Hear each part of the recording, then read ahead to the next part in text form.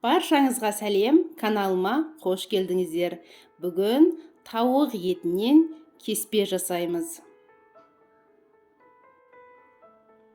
Тауықты жақсылап жуып, су құйып қайнатамыз. Көбігі шыға бастағанда көбігін алып тастаймыз.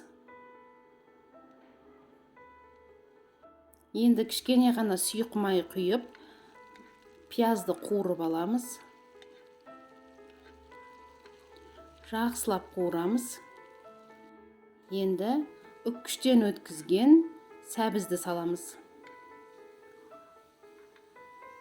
Араластырып отырып қуырып аламыз.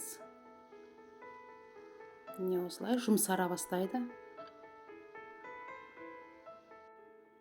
Міне осы қуырып алған сәбіз бен пиязымызды сорпамызға саламыз. Міне осылай қайнай бастағанда дәміне қарай тұзын, бұрышын, өздеріңіз ұнататын дәмдеуіштерді немесе лавр жапырағын қоссаңыздар да болады. Картопты майдалап 4 бұрыштап турап алдық. Картопын саламыз. Картопты салғаннан кейін, артынша 5 минуттан кейін кеспесін саламыз.